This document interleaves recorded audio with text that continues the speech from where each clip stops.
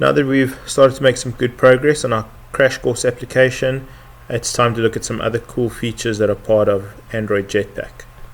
So let's get going. Okay, so the next thing I want to show you is LiveData and also how that ties in with data bindings, and we'll talk a little bit about kapt, or the Kotlin annotation processing tool, very briefly. Again, this is sort of a crash course, so we won't go into too much detail.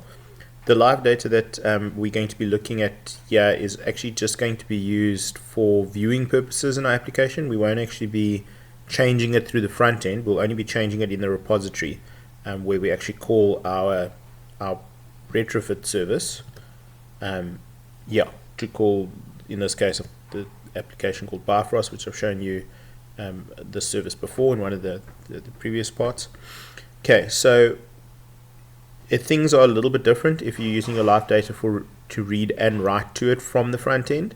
Maybe we'll look at an example of that a bit later, but for now, let's keep it simple. So quickly, this is just taken from the docs. So what is LiveData? So it's an observable, right? So it's a bit different to just regular observables in that it's lifecycle aware. So all components in Android, like fragments and activities, etc., have a life cycle, which you can read up about and I might cover in another video. But the LiveData is aware of these life cycle transitions that are made, and that helps it ensure that it only updates app components that are in an active lifecycle state, right, as opposed to being paused or whatever the case is. Okay, so very simple to create a LiveData. There are a couple different ones to create. You could create a mediator LiveData, just a normal LiveData, and I'll cover all these things in more detail in a different video. In our case, what we want here is a mutable LiveData, because we want to be able to mutate it. We want to be able to change the value. And where we are calling our service, which does a call to a REST API, when we get that back, what I want to do is actually update this LiveData. So now a way to do that, you could actually just say most recent water level LiveData dot value equals. The problem is that when you're working on a background thread like I am here, because I'm using Kotlin's coroutines, so that's what's going on over here, this is effectively on a background thread. So when you do that, to update your LiveData, you need to use the post value method as opposed to dot value equals. Okay, and I'm just then taking this object, converting it to be part of my domain model, and yeah, that's pretty much that. Alright, and then I've got a method also for actually returning this LiveData.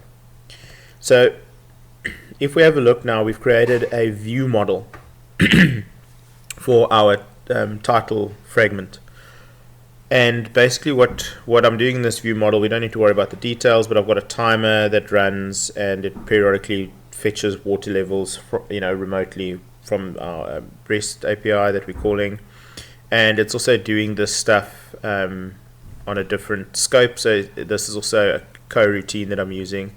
So one thing to note about view models is it's quite often that you use coroutines like this.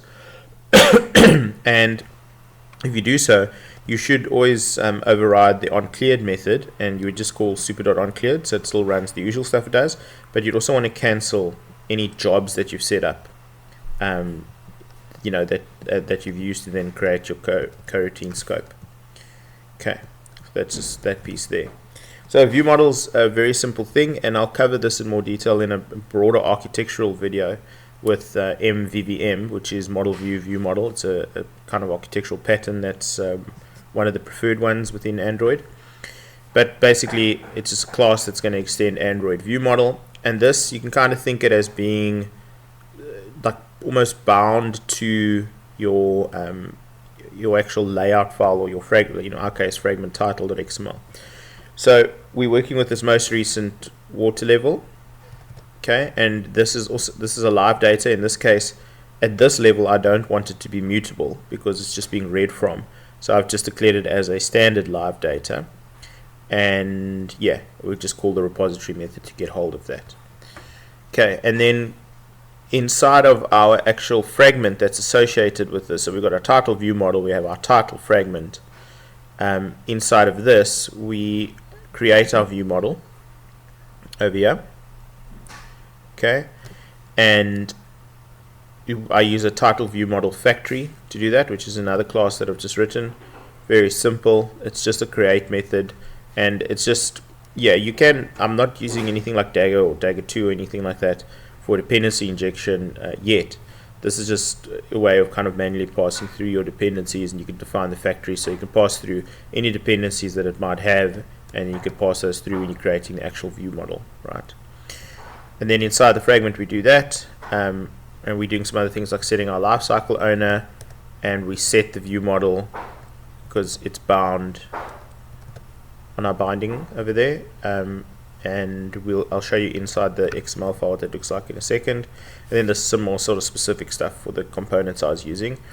But one thing that you can see here is one way to observe or listen for changes to the most recent water level live data is to just access the view model, access it off of that, and call an observe method passing through the lifecycle owner and an observer. So what we're doing in here, in this case, I was doing a couple things, but I was looking at the percentage full and changing the style. Yeah, so you can see I changed it to different styles, changing the style of a specific component, in this case my most recent water level text view, which is a text view component. And now basically every time this live data changes, so if the value of the live data changes and it becomes a different water level domain object which encapsulates these sorts of things like water level maximum, water level measurement in cm, etc. But these live data things could also be, don't have to be complex objects like this. It could have just been like an integer or something. Then what happens is this will fire. This method inside the observable fire, and it will execute this, and that lets us update things without having to poll or check anything like that. It's just the data's come through, the updates come through live. That's why it's called live data. Okay, so if we have a look at our fragment title XML, so this is the text view that we were working with, and this seek bar was involved as well, but let's not worry about that for now. And this text view, so a couple things to note, you may have seen this before, but we're using different namespaces. If I scroll to the top, you'll see like we have a tools namespace over there. We also have an app namespace and the standard Android one.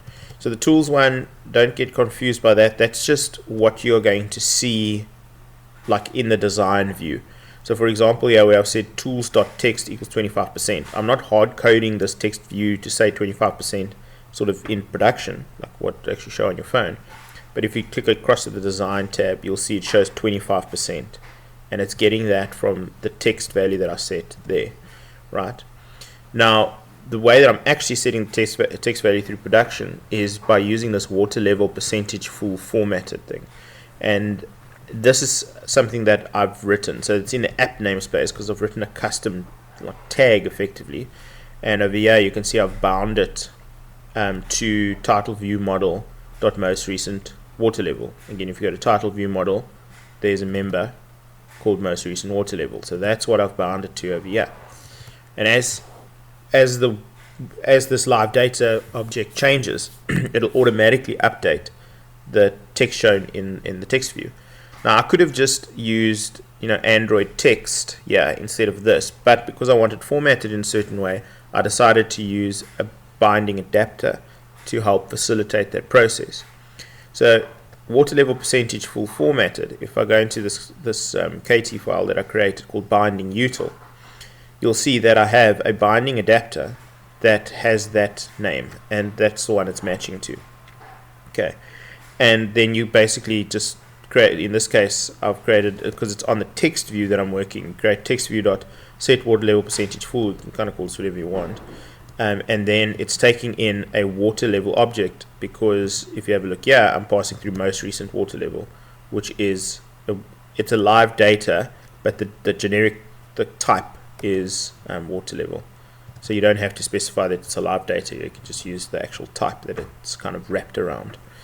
And in this case, then I do some specific kind of formatting and rounding and stuff over here, and that's how it knows what to display. Now, a very important thing to note here, and this has caught me out at least twice, and I've wasted a lot of time because I seem to forget every project.